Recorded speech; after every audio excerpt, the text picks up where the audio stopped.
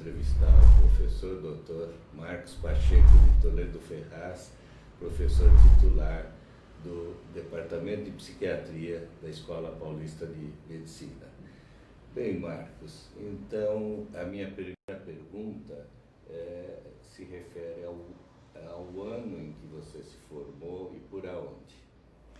Eu me formei na Escola Paulista de Medicina em 1968, desculpe, 1968. E em 1969 eu iniciei a minha atividade já como professor e contratado pela Escola Paulista de Medicina. Bem, então você foi aluno na época da ditadura militar. E imagino então que já naquela época você era participante dentro das atividades estudantis. Como é que foi a sua atuação no centro acadêmico? Eu entrei ainda no regime democrático. O Jango Goulart era o presidente e participava da época de uma comissão chamada Comissão Cultural.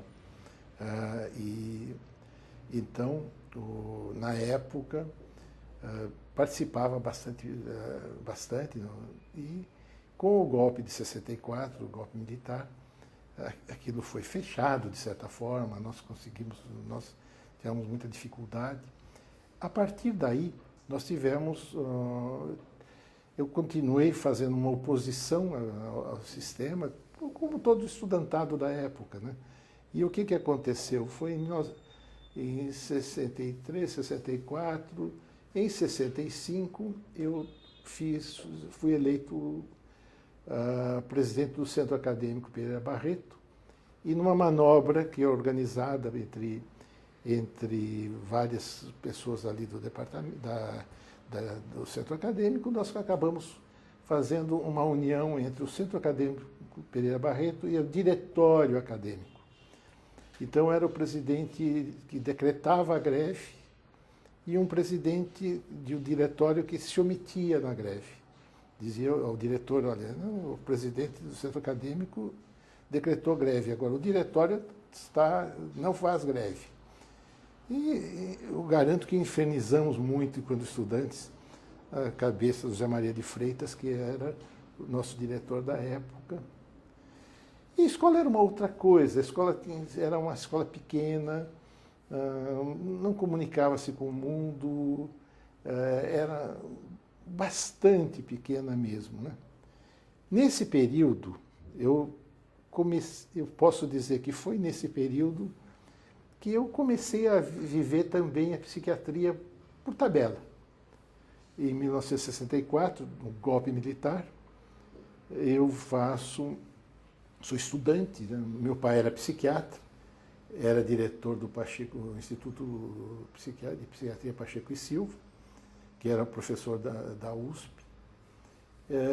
Conhecia Carvalhal Ribas, conhecia Fortes, conhecia todo esse grupo, porque internavam clientes ali no Pacheco e Silva. E eu participei como ouvinte no primeiro ano, já no segundo ano. No segundo ano, como ouvinte e aluno interessado num concurso que, de certa forma, marca o início do nosso departamento. É o concurso onde concorrem Darcy de Mendonça Uchoa, psicanalista, com formação psiquiátrica sólida. Isso foi quando? 1964. Concorria também Carvalhal Ribas, o professor Carvalhal Ribas, que era professor da USP, e que tentava continuar aquilo que era. Acho que tinha mais um. E tinha Aníbal Silveira. E tinha o Aníbal Silveira. Na época, havia uma relação entre a Escola Paulista de Medicina e a USP. Isso é, o professor Pacheco e Silva era professor das duas universidades, das duas faculdades, né, nossa faculdade, a Escola Paulista, e ele deixava entre os seus assistentes cuidar da Escola Paulista de Medicina, enquanto ele cuidava do Instituto de Psiquiatria. E Carvalhal Ribas, o professor Carvalhal Ribas, representa a tentativa da continuidade. E ela se faz pela ruptura com a vitória do professor Darcy de Mendonça Uchoa, com teses muito interessantes para a época, porque não eram teses como depois nós vimos, assim, fomos vendo mestrado, doutorado, livre docência, enfim. Eram teses que eram, na verdade, uma exposição das suas ideias, e muito mais. Então, e depois você colhia algumas pessoas para o exame daquilo que chamava-se de tese, e que era uma espécie de uma coisa teoremática, né? Conforme queríamos comprovar. Isto é, escolhia-se pessoas adequadas para aquela ideia toda que tinha, ou psicanalítica. No caso do Carvalhal, o professor Carvalhal Ribas era sobre demonologia, no caso, depois você tinha também as questões ligadas ao Rocha, com Aníbal Silveira. Foi um concurso memorável, eu assisti. Se eu não me engano, do professor Darcy era a estrutura psicológica da esquizofrenia. Do delírio esquizofrênico, se não me engano. E, na verdade, como eu tenho todas essas teses, eu posso olhar de vez em quando, olho, mostro para alguns residentes.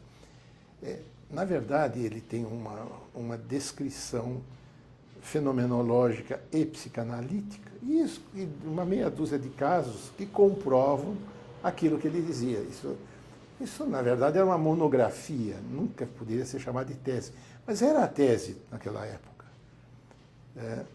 Mas parece que você já estava vocacionado para a psiquiatria, que você chegou a morar em hospital psiquiátrico. Como é que é essa história aí? Então, veja, os psiquiatras antigos, porque tem os psiquiatras mais antigos do que nós. Meu pai se formou na década de 30 e foi trabalhar num hospital psiquiátrico, que naquela época era um hospital psiquiátrico privado, que era o Pinel. Hoje é um hospital público. E como todos os psiquiatras da época eram internistas, ele mais 2 psiquiatras moravam no hospital. Então eu me lembro vagamente, eu tenho fotos de morar até os 5 anos de idade. Jogava bola com os pacientes. Ficava lá, era um ambiente bonito. Quais são as vagas lembranças? Gramado, coelhos, um lago distante, onde eu ia pescar lambari com meu pai, isso já próximo possivelmente aos 5 anos, porque vai ficar alguma coisa na memória. E eu brinco quando eu brinco assim, que eu tive alta aos 5 anos de idade. Aí meu pai saiu de lá e foi ser diretor do Instituto Pacheco e Silva. E aí na escola, com relação ao departamento, você participou da criação do centro de estudos? Foi. No centro, foi uma coisa interessante. Centro de estudos do departamento? Do departamento. Nossa. A questão passa por isto, quer dizer, é um saber posterior. Eu era presidente do centro acadêmico, portanto eu tinha eu era convidado para essas cerimônias e tudo. E eu soube, né, tudo por ouvir dizer na época, que estava se discutindo a questão de uma associação brasileira de psiquiatria, a necessidade de fazer departamentos, né, coisa que mais tarde eu fui comprovar, porque em 1970 foi o primeiro congresso, mas que estava se falando, né? E Darcy de Mendonça Uchoa, o professor Darcy, ele monta o nosso centro de estudos. E eu me lembro da mesa, estava lá o professor Bastos, o professor Darcy, eu acredito que talvez estivesse o professor Jairo Ramos e eu. Né? Então, participando de alguma coisa que para mim, eu já devia estar no quarto ano, ainda não tinha um significado importante nesse sentido de um centro de estudos, mas nós já estávamos começando a fazer aquele estágio que você também fez, e foi uma coisa importante na nossa vida, que foi trabalhar em hospitais psiquiátricos, já enquanto alunos, né? Inicialmente na clínica de repouso Parque Julieta, depois num hospital psiquiátrico, né? em Santo André. Isto, quer dizer, faz parte de uma lembrança, mas ainda descosida. Eu lá era o representante dos alunos e nada mais. Quer dizer, eu não acredito que eu tivesse qualquer perspectiva de dizer, não, eu vou entrar nesse departamento.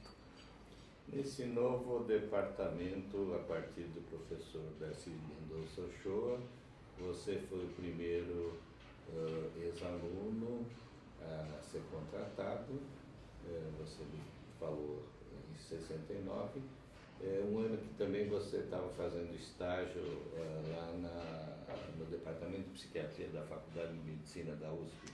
Estava. Quando me formei em 68, eu tomei uma decisão que foi...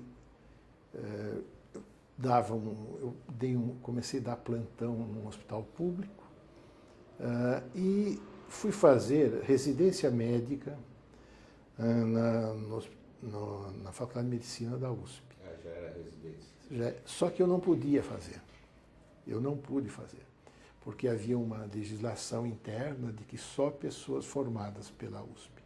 Então eu prestei o mesmo concurso, passei como estagiário em regime de residência. Então eu tenho um diploma de estagiário em regime de residência.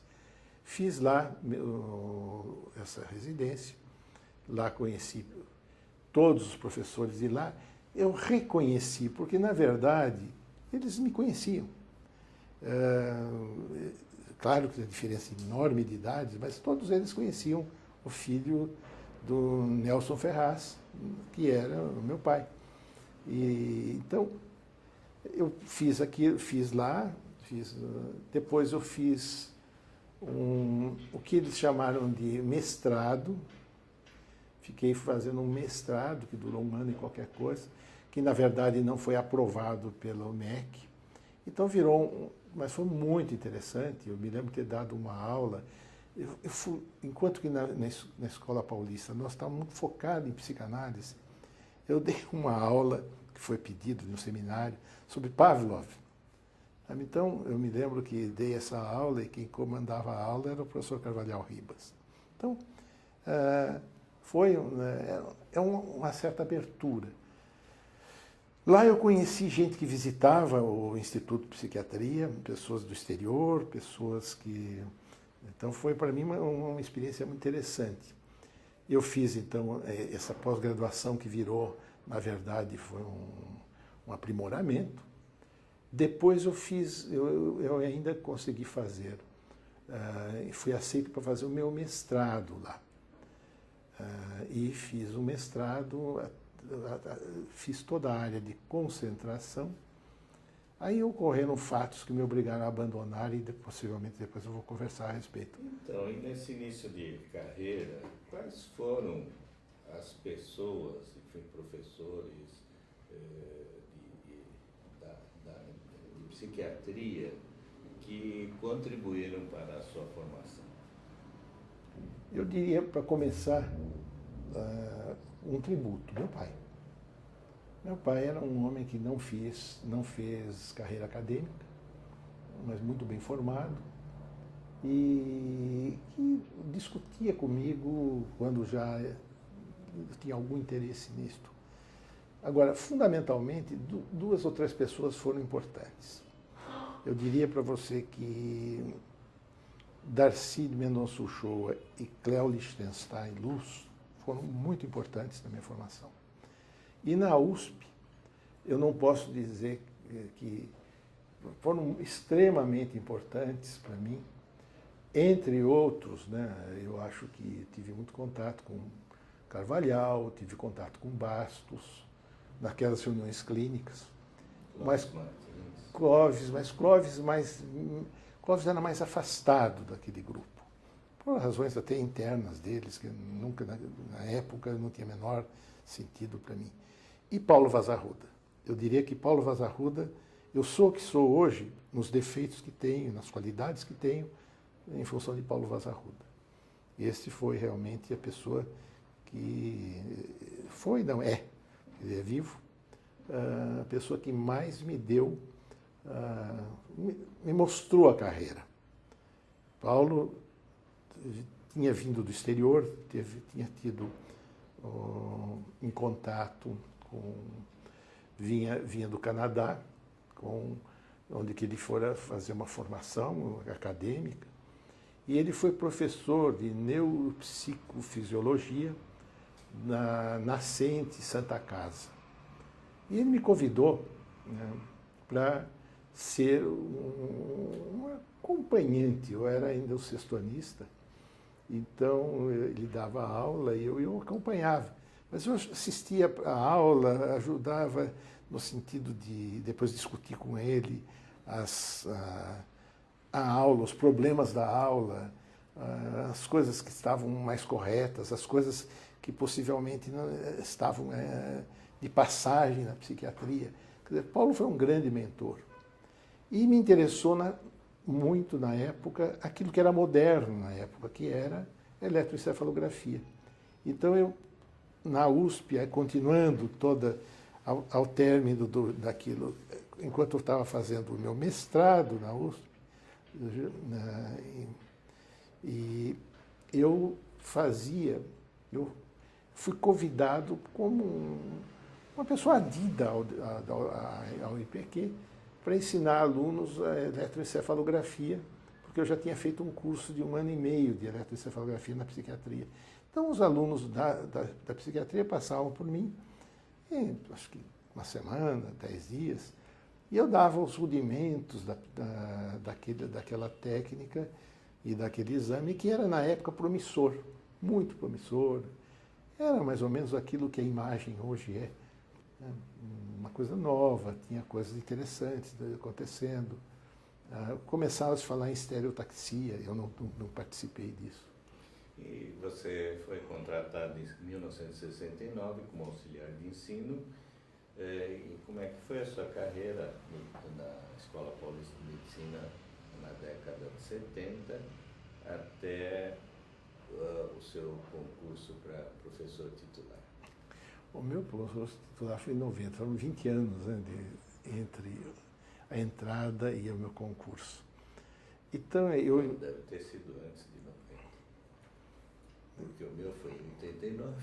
Desculpe, foi... Então, mas nós fizemos... porque nós fizemos um concurso de diferença de 6 meses, sei lá o quanto.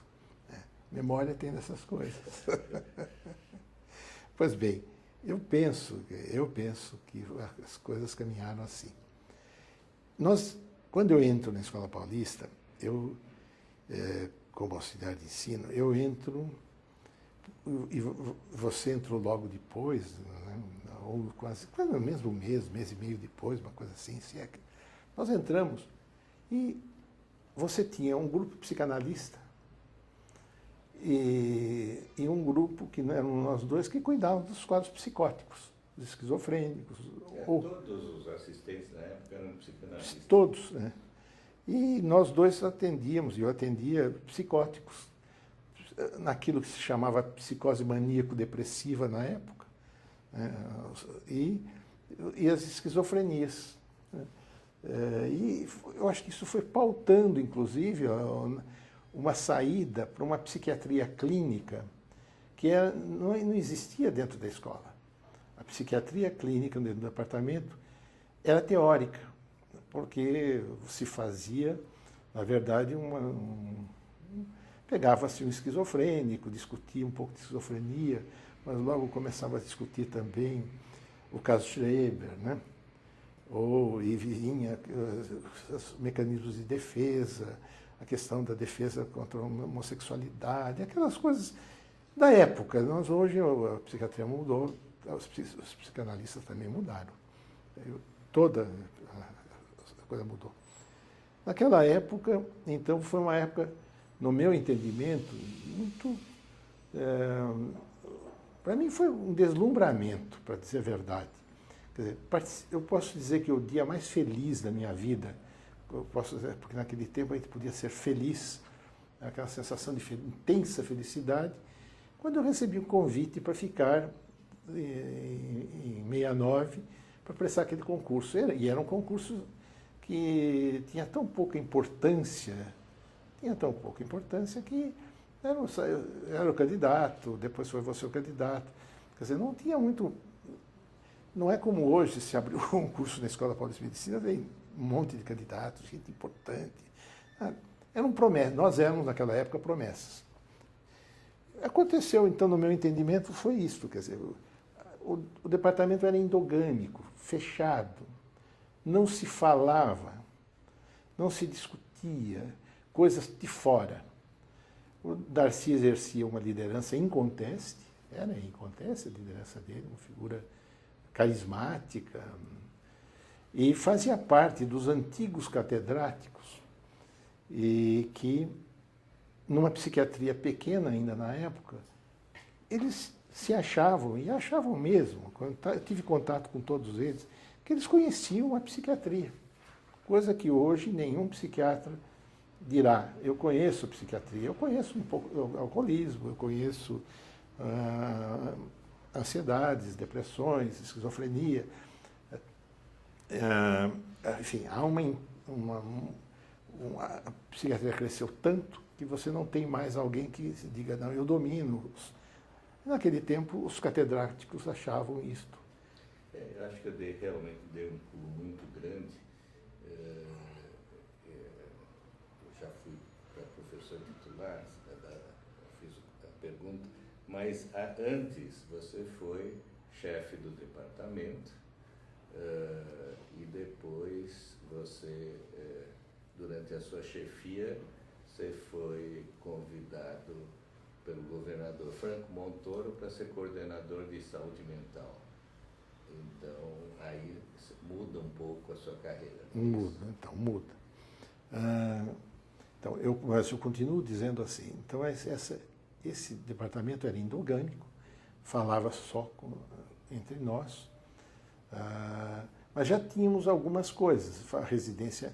A residência médica, por exemplo, foi importante no tempo do Darcy.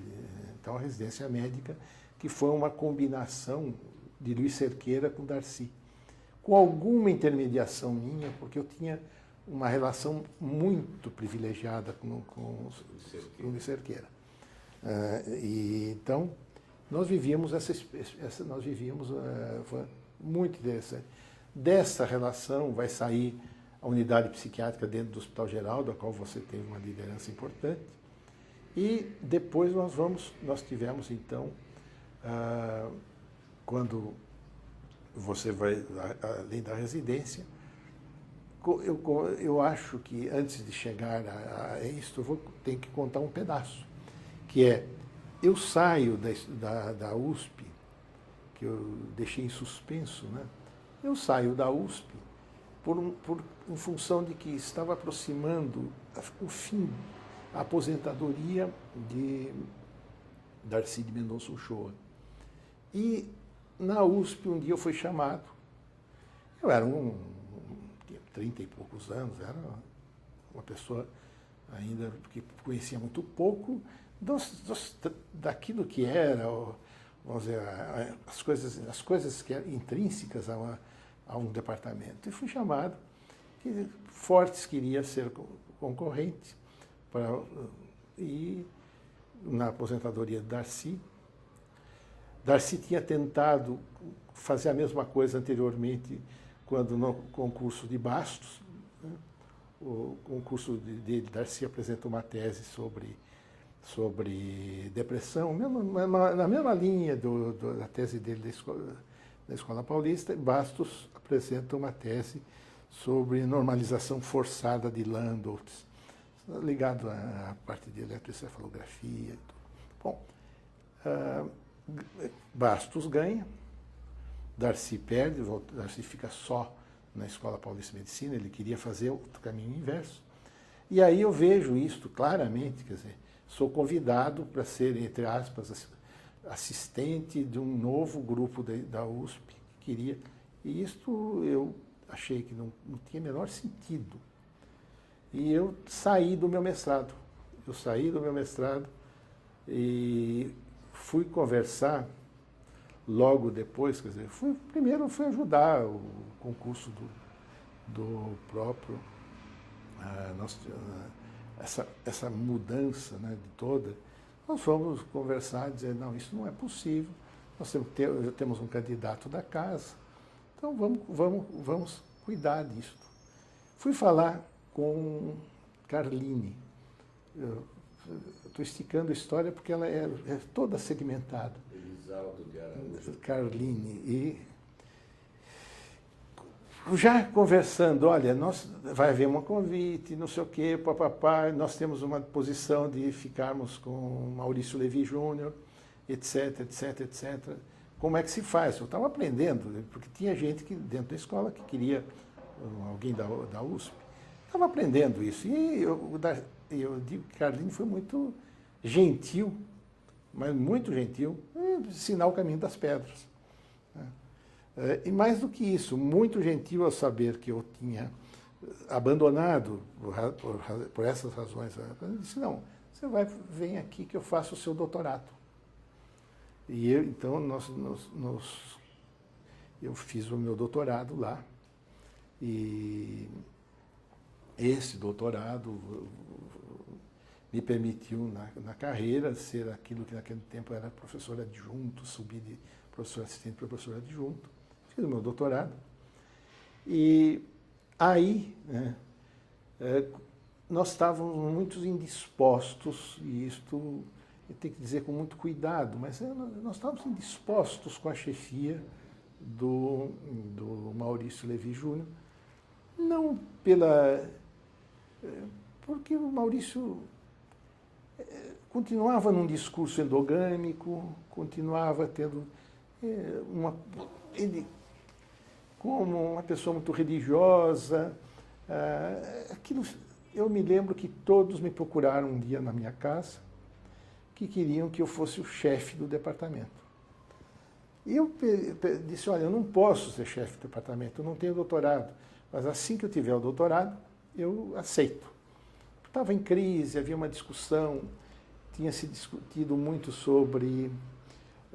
eu me lembro, por exemplo, que ensinava-se, né, na Escola Paulista que a homossexualidade era um problema psicológico, e eu tinha já feito uma declaração pública que a homossexualidade não era doença mental, era um modo de relacionamento como outro qualquer. Então, estava complicada aquela relação. Então, eu me coloquei assim à disposição do grupo, e quando eu fiz o doutorado, me doutorei, aí o grupo se reuniu, você fez parte disso, e houve uma discussão e eu me tornei chefe desse departamento. Foi uma coisa muito traumática, pessoalmente muito traumática. Por que extremamente traumática para mim? Porque naquela época nós tínhamos uma sala de chefia imensa, o chefe, né, era o titular, era o catedrático, depois titular. De repente tinha o titular, né, e o chefe na mesma sala. Era um incômodo muito...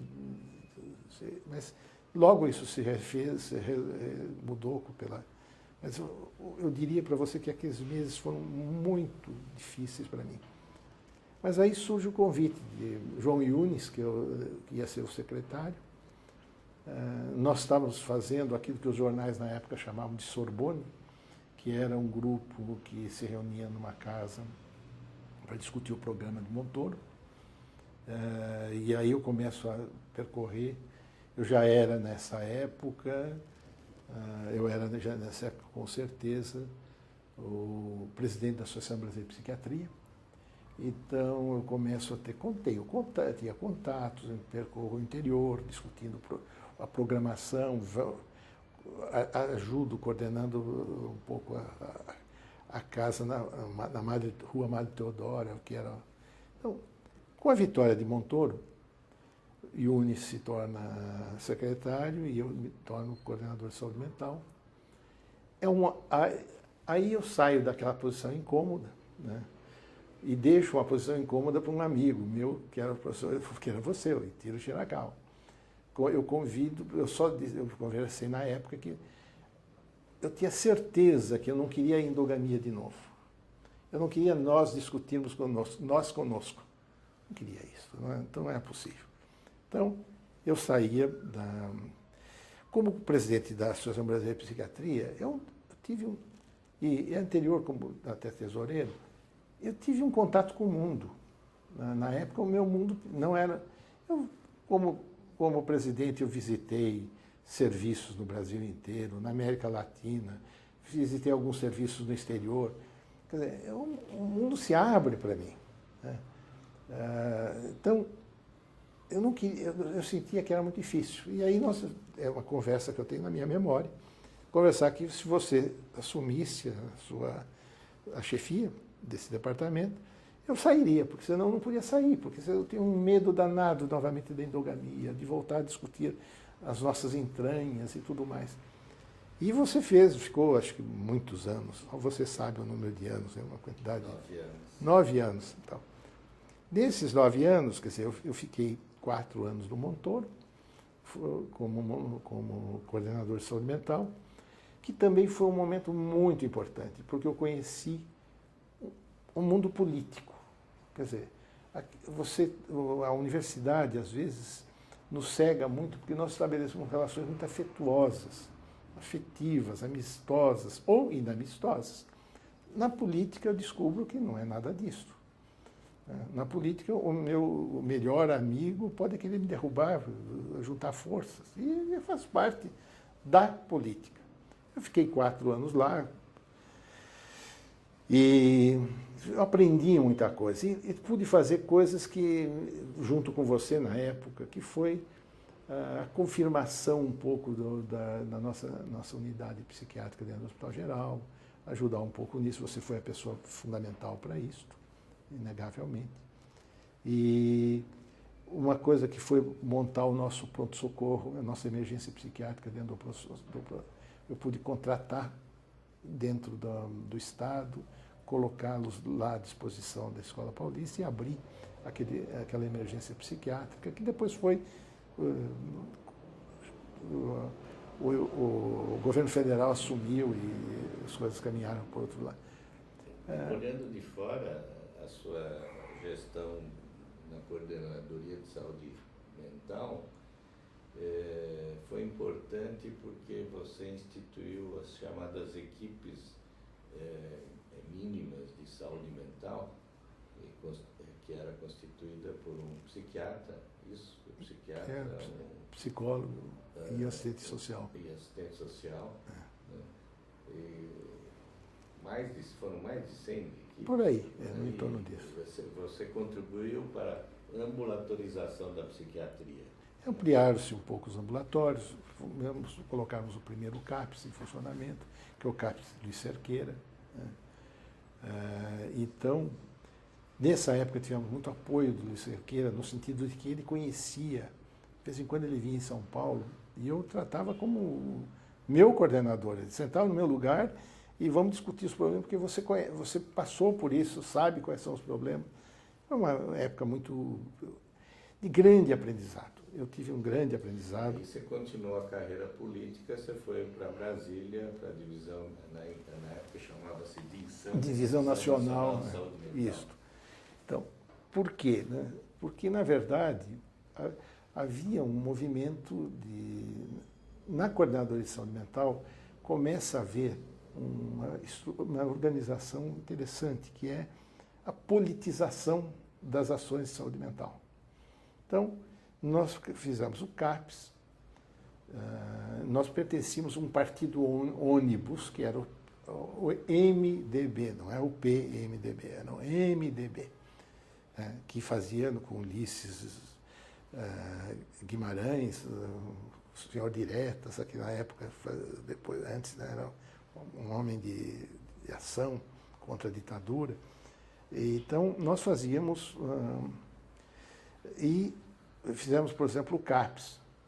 Santos, que tinha um domínio de um outro partido, que hoje é partido do governo, que é o PT, estava nascendo. Então, eles fazem eu fiz o CAPES, eles fazem os NAPs, núcleos de, enfim, muda centro para núcleo. E começa-se a discutir, eu acho que foi nesse momento que começa a discutir essa questão do hospital psiquiátrico, às vezes muito ideologizadamente, outras vezes não, porque a minha participação na coordenadoria de saúde mental foi uma participação de conhecer as agruras de hospitais psiquiátricos que viviam da ditadura. É uma ideia, se você imagina que pessoas que por diferenças políticas estavam ou exiladas ou presas, ou mortas. E imagine o hospital psiquiátrico onde você não tinha nenhuma visibilidade. Onde você tinha uma placa dizendo o primeiro dia de visita é 15 dias depois da internação. Quer dizer, você podia internar por uma questiúncula de 2 dias, tinha que ficar 15 dias. Aquilo era realmente uma coisa de baixíssimo nível. Então começa a se discutir isto. Hoje você tem uma discussão muito ideológica, mas então eu vivi isto. Saio da DINSAN, na DINSAN eu fiquei um ano. Aproximadamente um ano. Com a vinda de Collor, eu me lembro que, obviamente, não votei nele, eu posso declinar isso com facilidade. Eu saí de lá, não tinha mais espaço nenhum, não tinha, porque nós estávamos pensando em formulação de uma legislação psiquiátrica, enfim, fazer um pouco de São Paulo no governo federal. Eu saí de lá e foi aí que foi a época do concurso. Por isso que vem aí seu 89, 90, não tenho a menor ideia. Não é uma coisa para mim. Mas eu me lembro que eu saí da Divisão Nacional da Saúde Mental e logo estávamos, aliás, acho que concomitantemente eu estava prestando esse concurso. Esse concurso, novamente, é um momento para mim importante. E eu posso dizer assim que um pouco antes dele, eu tenho uma conversa com Oswaldo Ramos. Aqui é uma conversa de velho agora. Depois eu volto para a conversa de moço, de atual. A conversa de velho. Oswaldo tinha uma relação muito boa comigo. Tanto que eu nunca chamei de professor, eu chamava de Oswaldo. Oswaldo tinha quando nós bebíamos algum uísque junto, e aí surgia o professor Oswaldo Ramos, que dizia assim: eu não me conformo que um dia você, como presidente do centro acadêmico, entra na minha sala e diz que o centro acadêmico decreta uma greve, todos os alunos levantam e vão embora, seguem você, e eu fico sozinho lá. Oswaldo Ramos, na época, era o professor mais influente na Escola Paulista de Medicina, filho de um dos fundadores. Sim, Jairo Ramos. Né? Então, e Jairo tive muitos entreveros, né? Bom, então, esse era o professor falando com o aluno. Agora nós éramos 2 professores, ele mais 10 anos mais velho que eu. Então, ele me dizia, eu um dia chego para ele e digo: Oswaldo, conta para mim o sucesso da nefrologia, da disciplina de nefrologia. Conversamos, de repente ele para e diz: mande todos os seus, desse grupo que está se juntando aqui para o exterior, porque senão ficam enxugando gelo. Expressão bem típica do Oswaldo, aquele comando dele. De certa forma, ele tinha razão. E aí começa a aparecer no nosso departamento pessoas que estiveram no exterior. Né? Não como eu visitando serviços, mas você percebe que aquela endogamia que já estava se rompendo, se rompe completamente. Então, você tem, por exemplo, Ronaldo, que vem de Londres, Jair, que vem também de Londres, Estados Unidos, Miguel vai para os Estados Unidos. Enfim, há toda uma mudança, né, da qual não sou eu participante, não sou eu que os empurro, mas, de certa forma, eu ajudo um pouco eu tinha horror àquela discussão eu comigo mesmo. Né? Eu tinha horror à discussão daquela fila em que um entrou, agora vem outro, depois vem outro, depois vem outro, parece Não, tem que trazer os melhores, tem que trazer gente de fora, tem que fazer... eu acho que você e eu participamos muito disso, né? Desse momento em que abrimos as janelas do departamento. Né? Então, acabou a discussão de quem estava na ordem, na fila, na ordem de chegada. Hoje, para mim, é uma delícia chegar no departamento e saber que hoje, esta hora, por exemplo, a Sheila Caetano está dando uma aula, e que Sheila Caetano, para mim, é uma menina, uma mocinha, né? Uma jovem. Né? Nós conhecemos o pai, enfim, fez uma carreira brilhante, entrou num concurso em que ela vinha da USP, passou. Quer dizer, isto para mim hoje é um grande momento. Quer dizer, eu sou um aposentado que vivo com uma imensa alegria, né, por essa coisa que é o departamento conversar com o mundo. Né? Nosso departamento, voltando àquela nossa história, não conversava com a USP. Darcy de Mendonça Uchoa e Pacheco e Silva não se cumprimentavam. Eu tive um episódio casual, entro no elevador com os dois não se cumprimentam. Sabe? Ficam mudos um com o outro depois. Não se cumprimentavam, não havia qualquer discussão a respeito. E hoje isso mudou completamente. Né? Eu ainda vou voltar um pouco enfim, as suas atividades fora da escola, que foram. Então, você foi presidente da Associação Brasileira de Psiquiatria, e aí você novamente exerceu um papel de ser o primeiro presidente que não era titular, enfim, naquela época, a Associação Brasileira de Psiquiatria, então parece que a presidência passava de um professor titular para outro.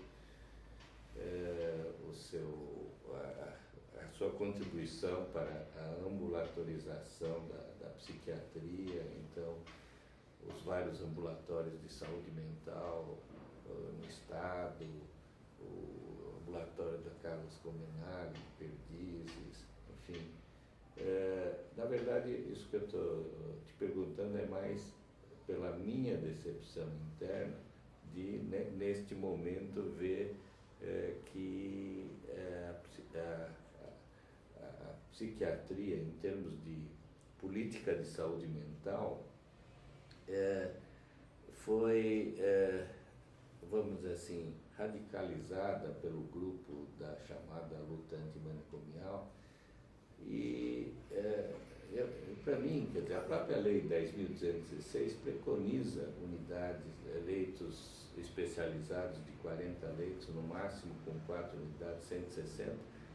E nós, no momento, ficamos praticamente sem local para internação em psiquiatria e praticamente sem ambulatório. Quer dizer, o primeiro ambulatório agora importante que apareceu foi exatamente o da Unifesp, a AME de Vila Maria.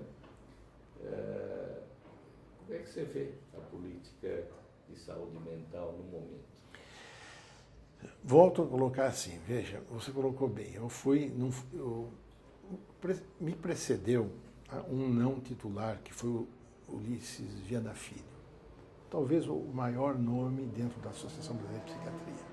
Ele faz a virada. Ele faz, é dele o Congresso de Camboriú de 1978, quando nós todos estávamos lá. E eu acho que o elemento mais importante daquilo... Então, as coisas da BP já estavam funcionando. Já tinham o cassete, o videocassete, que fazia... O vídeo não, o cassete, a fita cassete, que era um programa que já saía enfim, ela se moderniza, a BP, com isso. Ela se moderniza na cobrança, ela se moderniza. E isso eu ajudei como tesoureiro. Vou para como... Aí sim, eu sucedo o Ulisses. E uma BP bem arrumada, já uma BP que começa a fazer discussões sérias a respeito disto.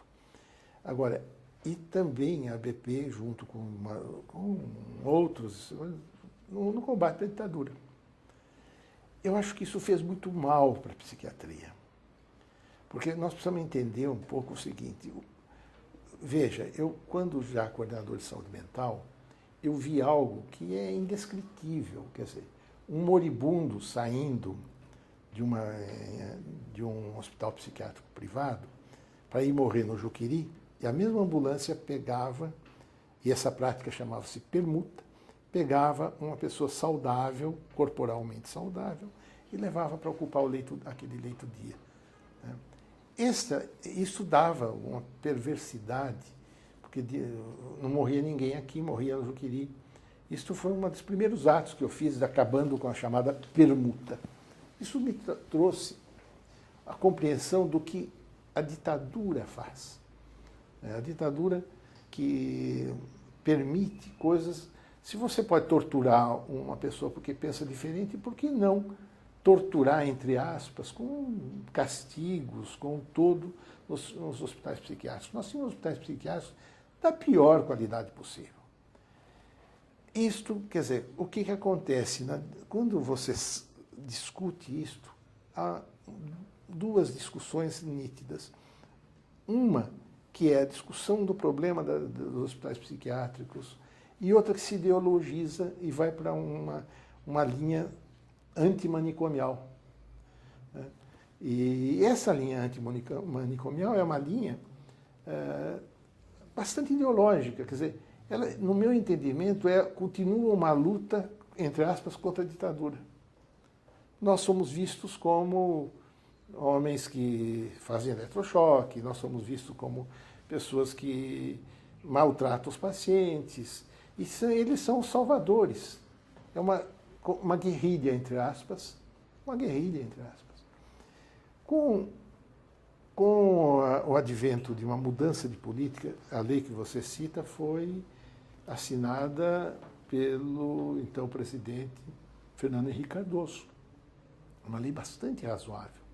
Ela sai até de um petista histórico, passa por várias comissões, discute-se, amplia-se, tira alguns elementos de ideologia, e finalmente, no governo de Fernando Henrique, essa lei está aí. Mas essa lei, ela é sensata. Exatamente. Então, ela é sensata. E existe ainda uma discussão que não é sensata, é ideológica. E então, eu acho que você hoje tem forças, no meu entendimento, 3 forças em discussão. Eu diria que existe uma força de discussão ainda ligada ao velho hospital psiquiátrico, aos ainda hospitais, entre aspas, manicomiais. Uma discussão sensata, que é justamente a discussão do papel da nova psiquiatria, o papel dos aspectos biológicos, psicológicos, sociais e tudo mais, internação, ambulatorização, enfim, tudo isso. E uma psiquiatria ideológica. Por exemplo, o CAPS. O CAPS, para mim, que foi pensado de uma forma completamente nova, ele envelhece. Por quê? Porque, veja hoje, por exemplo, se eu recebo num ambulatório ou num CAPS um bipolar, Se eu for dar para ele lítio, eu não tenho como dosá-lo. Se eu for dar para ele ácido valproico ou divalproato, eu não tenho como dosá-lo. Se eu preciso examinar tireoide, afinal, psiquiatria é medicina, faz parte da medicina. Se eu preciso examinar tireoide, função renal, para dar lítio, eu não tenho como fazê-lo. Se eu preciso ver como é que está o fígado daquele paciente que eu vou dar ácido valproico, não tenho como fazê-lo.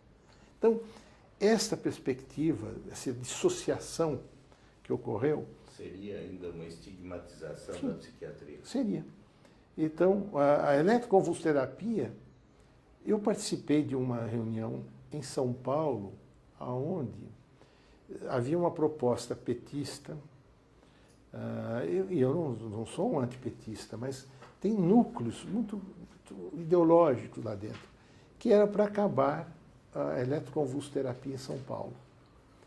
Me chamaram para depor numa dessas comissões, subcomissões na Assembleia, e eu participei de uma forma muito tranquila, porque havia uma proposta que era para acabar a eletroconvulsoterapia e fechar os hospitais psiquiátricos em 5 anos.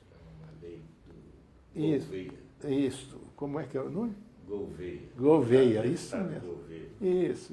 Então, eu fui lá e colocar, dizer, olha, eu pertenço a um grupo que frequenta congressos, participa.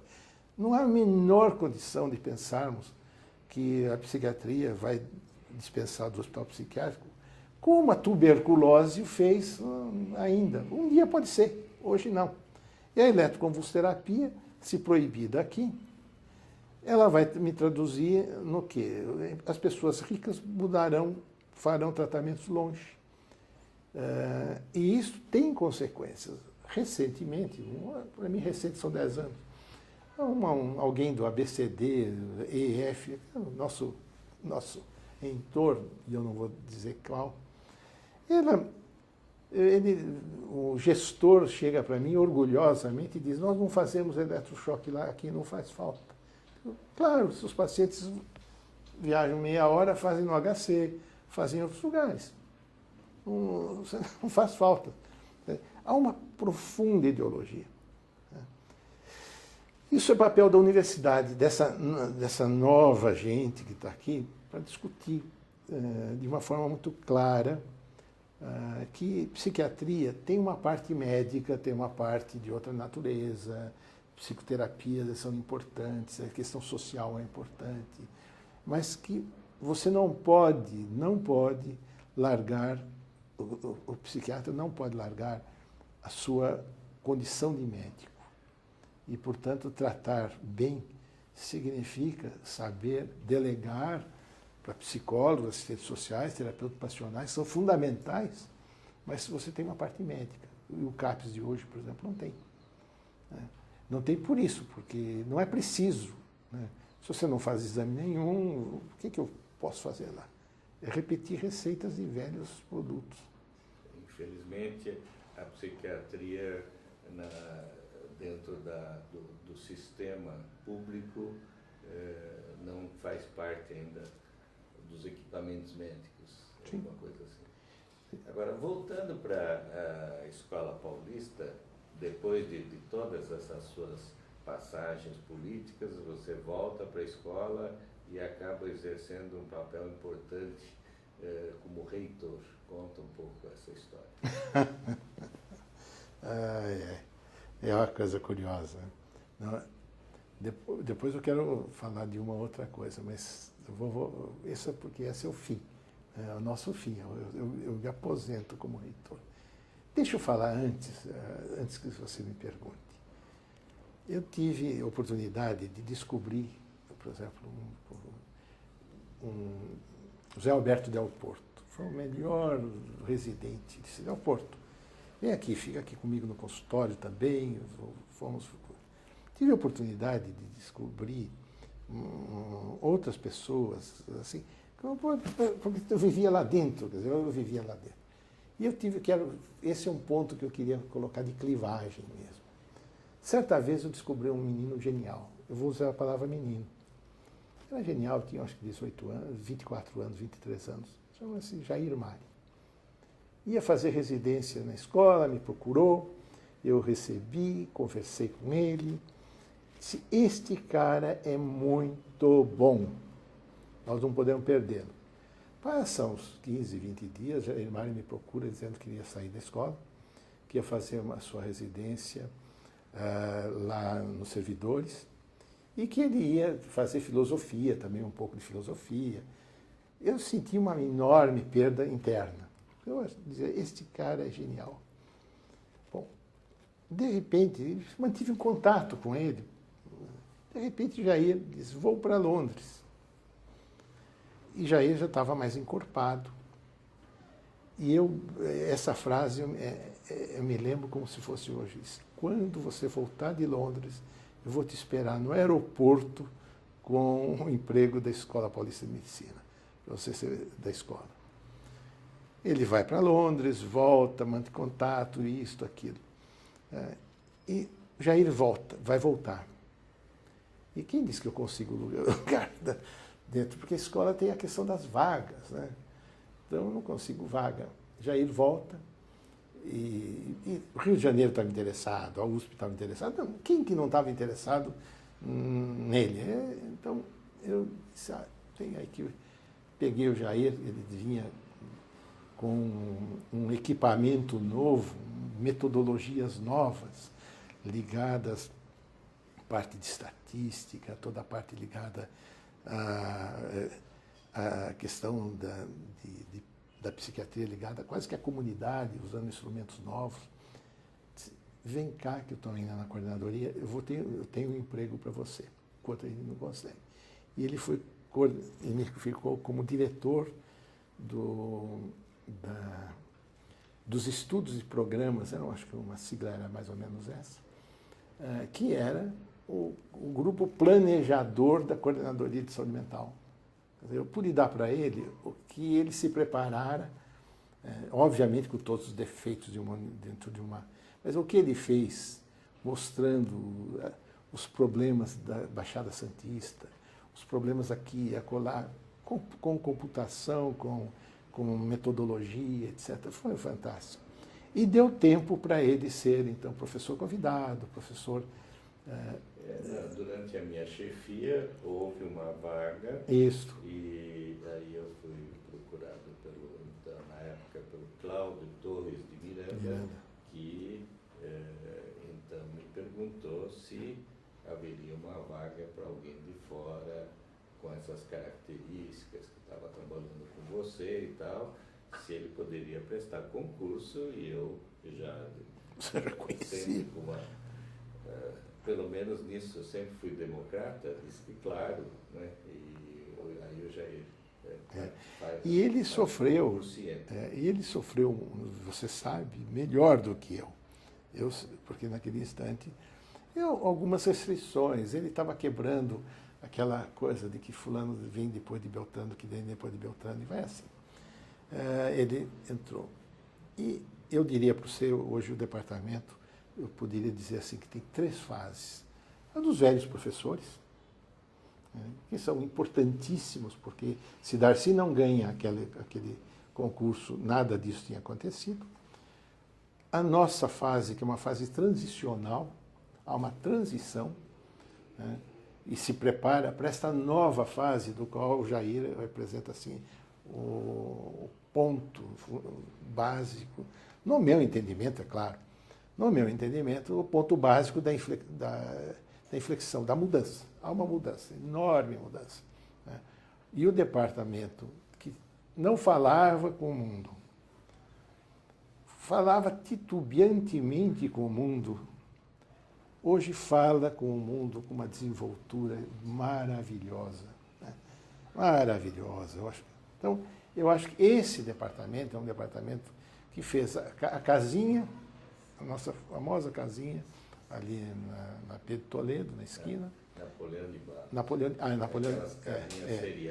Napoleão e Pedro Toledo, ali então, ali, aquela outra parte na casa, no núcleo dos ambulatórios, aquele edifício ali, e hoje nesse prédio que nós vivemos hoje com mais conforto.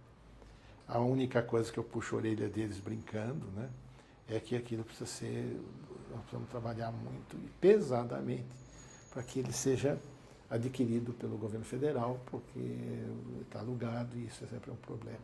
Mas isso com certeza vai ser resolvido, não é. Agora, aí vem a crise. A crise institucional agora a Unifesp é uma crise complicada e eu vivi na plenitude. Por quê? Porque quando recebeu-se o convite de governo federal, de presidente da República, do Luiz Inácio Lula da Silva, do presidente, não é convite, é uma ordem. Então não se discute a ordem. Que ele queria fazer aquela Unifesp, que era saúde, que ia fazer uma ampliação. Houve uma discussão. A Unifesp eram 5 cursos. Isso. Era medicina, enfermagem, ortótica, fonoaudiologia e biológica. Isso, então. E era o único campus, era ali na Vila Clementino. Aí, isto vem já com Ulisses. Ulisses reúne um grupo de professores para sentir antes de colocar no chamado no conselho universitário. E a discussão, não tem discussão. A discussão não pode existir. Como é que um presidente, através dos seus canais, diz que oferece isso? E você dizer, não quero. Ele fecha a torneira. E essa instituição morre. Ele monta outra. Ele monta uma Unifesp 2 do outro lado. Aliás, já estava se falando e se fazendo a Universidade de Santo André. Né? Isso. Então, o que nós fizemos? Nós discutimos isto. E levamos ao Conselho. Né? Então, o Conselho aprovou. Houve um equívoco e esse talvez seja o grande problema nosso. O grande problema nessa área. Qual é o grande problema? De um lado, você tem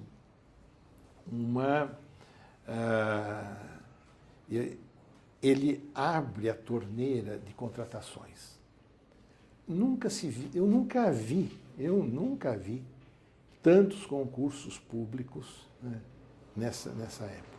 Tanto concurso público. A expansão da que era a expansão Unifesp para outras áreas não médicas. Mas só que sem a estrutura. Então, prédio alugado, prédio isto, prédio aquilo. E falta isto, porque a lógica da estrutura é completamente diferente. Numa penada, ele mandava assim, contrata 100 pessoas. Era fazer concurso. A gente sabe fazer e faz bem concurso. Por outro lado, como se monta um prédio, ou o refeitório, ou lugar para eles ficarem, não sei o quê. É mediante esses procedimentos burocráticos super lentos, né, que você tem que fazer, mediante licitação, faz isto, faz aquilo. E ela é impugnada, e volta, e vai, e volta. O resultado disso é uma enorme crise. Uma enorme crise. Né? A crise, chamada crise dos cartões, isso é uma bobagem. Isso pode até deixar gravado para sempre. É uma bobagem. Não tem nada de importante. O Ulisses vai sair absolutamente absolvido dessas coisas. Tem tanta bobagem nisso. Eu fui chamado para discutir como testemunha, assim. Ele trouxe o Congresso de Pediatria para se autopromover. Ele disse, para trazer o Congresso de Psiquiatria Mundial para o Rio de Janeiro, nós precisávamos ter o quê? Um professor que era ligado à Mundial, para trazer para São Paulo, há pouco tempo atrás, fomos à USP e à Escola Paulista, eu fui para conseguir convencer, para trazer, quer dizer, a gente empresta prestígio para trazer, como é que ele vai ter prestígio por ter trazido? São coisas assim inacreditáveis o que eu andei participando, discutindo. Né? E então surgiram essas coisas. O que aconteceu foi um desassossego imenso. E, por exemplo, em Guarulhos, a área de humanas estava desassistida. Eles precisavam comer, não tem refeitório. E o refeitório, como é que você faz? Tem que fazer isso, tem que fazer aquilo, tem que fazer aquilo, licitação, papapá. Vai levar 2 anos. Chegam as máquinas não mais em Guarulhos, mas em Diadema. Como chegam as máquinas de Diadema, todas empilhadas, agrupadas. Por quê? Porque você não... E a licitação para fazer isso, para fazer aquilo, para fazer aquilo, para fazer aquilo, isso aqui. São compassos diferentes. E aí, nessa crise, Ulisses se afasta e a escola toda escolheu uma pessoa, vamos dizer assim, para administrar isso tudo, que foi você. Foi. Assim? Foi. Eu usando, quer dizer, depois de aposentado, você olha e você refaz a sua história. E eu vejo o que eu sou, né? Eu sou uma pessoa que, por razões até pessoais, e talvez, eu não conseguiria fazer 8 anos como você fez, de ser chefe de departamento. No momento da crise, eu fui chamado para ser chefe de departamento. No momento da crise, dessa crise institucional que aconteceu, para fazer essa transição, eu me disponho, eu consigo, eu faço. É o que eu sei fazer. Jamais eu pretendi ser, por exemplo, chefe do departamento. Eu fiz uma vez uma promessa que nunca seria chefe do departamento, quando titular. Eu não quero. Jamais pretendi ser reitor. Nunca quis. Aí com você, seu cargo era reitor pro tempore, até apaziguar a situação na Unifesp e eleger e conduzir a eleição para o novo reitor. E que o seu trabalho foi tão reconhecido pela Unifesp, pela toda a Universidade Federal, que após a sua aposentadoria houve uma cerimônia em sua homenagem, ao qual eu tive a honra de participar e fazer um pequeno discurso. Não, aquilo são amigos que estão ali, não é uma carreira. É uma carreira de alguém que está se despedindo, é uma coisa de pura despedida. Com certeza as pessoas que me precederam e as que virão depois terão coisas parecidas. O que eu acho, que sinceramente acho, é que este momento, quer dizer, quando eu trouxe até o Walter Mann Albertoni, que por curiosidade foi presidente do centro acadêmico anterior, né? Ele foi presidente do centro acadêmico, depois veio a Dina Nezer, depois eu fui presidente do centro acadêmico. Então, nós tínhamos uma relação afetuosa, inclusive, de reencontro, porque ele foi depois ser titular de ortopedia, uma área que nós tínhamos muito pouco relacionamento. Eis que depois, né, eu encontro o Walter Mann Albertoni, nós o chamávamos na nossa intimidade de boi. Eis que eu encontro e consigo passar para ele, que fez uma belíssima gestão, só que saiu agora, saiu recentemente. Né? Então, eu acho que é uma carreira. Né? E nesta carreira, eu fiz menos do que vi mais. Eu vi mais. Poderia ter feito mais, mas eu vi, e é isso que me causa um imenso prazer, é ter visto aquele grupinho pequeno se reunia numa sala, talvez um pouco maior que esta, 2 salas dessas, numa mesa. Era o nosso departamento, que se reunia para atender 2 ou 3 ou 4 pacientes, que fazia um pequeníssimo ambulatório, transformar-se nesses 40 anos em algo que, sabe, conversa com a USP de forma amistosa, conversa com as outras, com o São Paulo, com o Brasil inteiro de forma amistosa, recebe gente dos mais diversos lugares bem. estava lá um mercadante que é recém-falecido, depois o grupo que vai que o seguiu. Eu acho que eu tenho uma confiança de ter deixado um departamento, não por méritos pessoais, mas por história, por ter vivido bastante, ter visto uma mudança importante, mas muito importante na psiquiatria. Hoje ela é muito bem avaliada pela CAPES, ela publica bastante coisa em nível internacional. Então, com toda essa sua experiência, neste momento, qual é a sua, não sei se a gente pode falar recomendação para o Departamento de Psiquiatria? O departamento deve privilegiar a pós-graduação, que está com nota 6 na CAPES, quase a nota máxima, ou o ensino para integrar mais a psiquiatria dentro das disciplinas médicas? E como é que você vê a psiquiatria do futuro?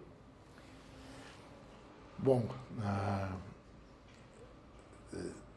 eu vou dizer como vejo a psiquiatria do futuro, mas eu não resistiria a dizer que ao futuro a Deus pertence, né? Mas vou resistir à frase e vou depois conversar a respeito. Eu acho que nós não podemos falar ou. Né? Eu acho que a universidade ela tem que estar, e eu acho que na minha vida eu fui uma pessoa muito ligada à Escola Paulista, à Unifesp, porque na minha vida eu nunca pude fazer assim, dizer que nós somos um departamento ilha. Não, nós somos um departamento que participa desse corpo, né, é capaz de dar imensas contribuições e receber contribuições. Né? Então, esse departamento não é ilha mais. Então, esse é o aspecto que eu acho muito importante. Esse departamento também no ensino, ele é muito importante, quer dizer, nós não podemos mais fazer ensinos muito segmentares assim. Acho que o ensino da psiquiatria, ela tem que ser tanto como instituição vertical, um ensino vertical, quer dizer, tanto em cada ano, você dá uma certa contribuição, como no horizontal, isto é, você precisa começar a conversar com os departamentos, que eles têm problemas, e a interconsulta é isto. E, portanto, a interconsulta eu acho que tem que ser apostada para que ela seja uma coisa extremamente importante. Os programas, antigamente nós não tínhamos nenhum programa, hoje você tem programas relativos à violência, programas relativos à ansiedade, depressão, grupos psicanalistas importantíssimos dentro do departamento. Tudo isso eu acho que não pode ser assim, ou isto ou aquilo. Ao mesmo tempo, nós não podemos largar o nosso conhecimento médico. Né? Nós não podemos largar, então ele tem que aprofundar. A pesquisa é fundamental, porque se nós não fizermos pesquisa, nós voltamos a conversar sobre nós mesmos. Eu acho que a pesquisa é hoje a conversa mundial. Então, eu estou muito interessado com o que ocorre numa revista, é publicado numa revista do exterior, da mesma forma que me interessa uma revista publicada aqui dentro. Me interessa tudo isso. Acho que o departamento não pode optar por uma das linhas, e sim dizer uma bela de uma... E eu acho que nós temos um belo departamento, tem que cuidar disso e também da assistência. Alguém vai me dizer, mas é muita tarefa. Nós estamos lá para isso.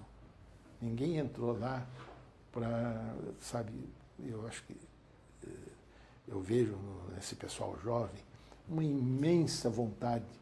Quando sexta-feira eu vou lá de vez em quando para ver aquela reunião das 10 horas, que cabia antigamente num pequeno anfiteatro de 30 pessoas, tem mais de 100 pessoas reunidas. Temas magníficos sendo ligados à área de psicanálise, ligado à área de psiquiatria clínica, ligados à assistência com discussão de casos clínicos, ligado à parte de genética. Enfim, eu acho que a universidade é isso. Né? A única recomendação que eu faria, depois eu falo do futuro, é que cuidem daquele prédio, consigam que a Unifesp consiga, do governo federal, transformar aquilo no prédio da psiquiatria, porque enquanto ele for alugado, nós teremos problemas, possibilidades de, eventualmente, ter um desmonte da situação. Futuro. Futuro, eu acho, nós temos hoje um futuro que eu acho magnífico. Por exemplo, quando eu vejo neuroimagem trazendo coisas, quando eu vejo genética trazendo coisas, quando eu vejo essas coisas todas, me lembra muito aquilo que às vezes eu brinco, que algum dia vai chegar um crepe que pega toda aquela psiquiatria daquela época, junta e dá um sentido. Nós não temos ainda esse sentido. São coisas que estão descosidas ainda. E é assim que tem que ser, até que um dia isto fale por si próprio. E o que ele vai falar? Né? Nós estamos conversando sobre uma psiquiatria ainda sindrômica. Há toda uma discussão agora no DSM-5, do qual eu concordo, quer dizer, não podemos ainda sair para sonhos. Então, nós temos, eu acho que o futuro, mas o futuro caberá um dia a conhecermos melhor o cérebro. Né? Quando eu vejo notícias de que os Estados Unidos vai dar prioridade ao estudo do cérebro, eu penso de imediato, quantos prêmios Nobel vão sair daí? Da mesma maneira que quando eu vejo um grupo trabalhando com técnicas psicoterápicas avançadas, né? Quanta coisa boa vai sair por aí. Né? Quando eu vejo a terapia ocupacional, que era a ocupoterapia, mudando para uma coisa, quando eu vejo programas bem organizados hoje, por exemplo, lidando com a questão da violência, né? Eu acho que a psiquiatria o futuro dela está garantido. Né? E eu não preciso trabalhar com que a depressão no futuro será maior, essas questões que são levantadas assim, de futurologia, para dizer, não, nós temos que fazer uma contribuição para a área de saúde. E eu acho que a psiquiatria do futuro fará uma contribuição melhor do que a nossa, que já foi muito boa. Por exemplo, transtorno de pânico. Como é que nós aprendemos transtorno de pânico? Era uma explicação de uma natureza que depois nós mudamos. E é uma coisa que, ao passar para a nova geração de psiquiatras, nós razoavelmente resolvemos o problema. Né? Sem grandes entendimentos, mas nós não deixamos o buraco que recebemos. Né? Quando jovens, nós pegávamos aqueles fóbicos que não saíam sequer do banheiro, para ir ao banheiro nas suas respectivas casas. Eu acho que a psiquiatria do futuro é uma psiquiatria que vai avançar junto com a área de ciências da saúde, para onde ela for. Bem, para terminar, nós não seríamos ninguém sem a nossa família. Então, se deixa à vontade para falar da sua família. Pois é uma coisa que, para mim, até me emociona, porque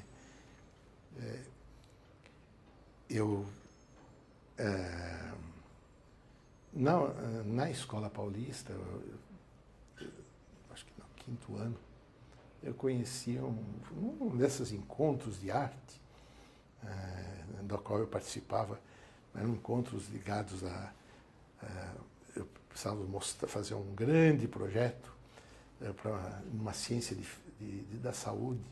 Nós precisávamos fazer um projeto e eu fui buscar a faculdade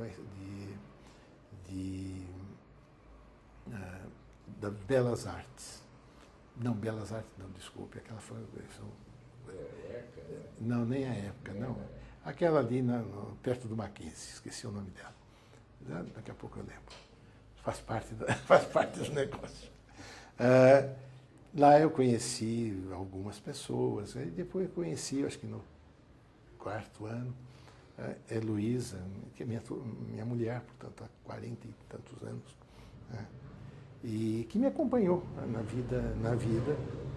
Ela foi professora da USP, na Escola de Comunicação e Arte, e ela trabalhava com os... participou muito quando eu estava na coordenadoria. Ela fez o doutorado dela, né, sobre loucura, os limites do imaginável, uma coisa assim, que é citado, e é um belo trabalho, deu até um livro. Não era sobre o Osório César? Então, Osório César, então, é isso. É por um método científico bem montado. E lá nós temos uma família, que é minha família, que prezo muitíssimo. Tem uma Tânia, mais velha, que trabalha aqui, mas ela é uspiana, ela está no departamento de psiquiatria da USP, trabalha lá. Com trabalhos em neuroimagem. De neuroimagem, e é uma pessoa que está cuidando da vida dela de uma maneira muito pessoal, que eu gosto muito. Ela não gostaria que ela fosse filha do professor. Então ela está na USP, ela faz a sua carreira. Tem o filho do meio, o Nelson. Nelson fez engenharia, hoje trabalha na Holanda. Ficou 2 anos em Portugal, está uns 4 para 5 anos na Holanda, e vem todo ano para cá, nós vamos para lá. Tânia é casada, me deu uma neta maravilhosa, que é uma das coisas importantes da minha vida. O Nelson vive com a sua companheira muito bem, são felizes, não têm filhos. O André também vive com a sua companheira aqui, ele é psicólogo, trabalha aqui também de vez em quando, mas vem também fazer um esportista, também não tem filhos, não sei se terão. Mas vivemos, acho que eu tenho uma família que eu quero muito bem. Eu acho que é uma das coisas que eu vivo bastante bem, particularmente nesse momento, quando a gente reflete e olha para trás e vê que em todos esses momentos eles estiveram comigo. Todos esses momentos. Então, não há um único momento que eu consiga olhar para trás, pois se perde lá no passado, sem tê-los ao lado, né, no seu crescimento, depois na sua participação, e Luísa sempre ao meu lado. Eu posso dizer assim, que dentro do que é possível, né, seria uma ingenuidade dizer sou feliz, é uma ingenuidade. Não é? Eu estou bem. Eu olho o futuro da minha família com confiança. Bom, Marcos, muito obrigado por essa entrevista. Foi uma alegre recordação de velhos tempos, mas ainda com um tempo pela frente. E eu queria só, terminando, agradecer a você, Tiro. Tiro, você foi e é meu colega de turma. Quando nós fomos no centro acadêmico, você participou ativamente do centro acadêmico. Você vai contar depois um dia essa história. Quando eu terminei a minha gestão no Conselho Regional de Medicina, onde que nós fomos uma chapa que se opôs à chapa da ditadura, e você seguiu, continuou lá. Foi uma pessoa importante lá. Então eu acho que é raro 2 professores titulares, 40 anos vivendo juntos, sem uma briga. Isso é sem nenhuma briga. E eu acho que isto tem a ver, inclusive, com o seu modo de ver, seu modo extremamente democrático de viver com as pessoas que estão no seu entorno. E todas as vezes que alguém tivesse colocado uma casca de banana entre nós dois, eu me lembro de ou você ou eu, vamos sentar, conversar, e a casca de banana apodrecia ali.